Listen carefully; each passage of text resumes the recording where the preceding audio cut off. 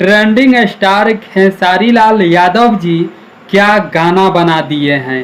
जी मान गए खेसारी लाल यादव जी को। जी हाँ, क्या टीजर है भैया। जितना भी सराहा जाए, जितना भी प्रशंसा किया जाए इस टीजर के बारे में उतना ही कम पड़ जाएगा।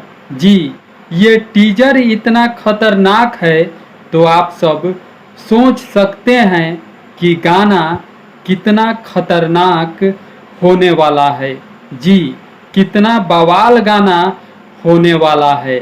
जी हाँ, मतलब इस गाने के आगे बॉलीवुड का गाना भी फेल है जो भोजपुरी में ही खेसारी लाल यादव जी बना दिए हैं, कर दिए हैं। जी टीजर में देखिए खेसारी लाल यादव जी का ये बवाल एंट्री कितना खतरनाक लग रही है और खेसारी लाल यादव जी का ये हेयर स्टाइल, ये लुक बिल्कुल बवाल है, बिल्कुल बारूद है। जी हाँ, हमें तो ये टीजर बहुत पसंद आया। आप सबको ये टीजर जो है कैसा लगा कमेंट बॉक्स में ज़रूर बताइएगा।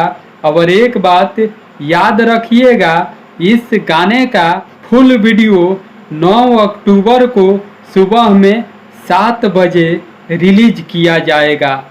तो बाकी मिलते हैं नए वीडियो में नए अपडेट के साथ। वीडियो देखने के लिए बहुत बहुत शुक्रिया।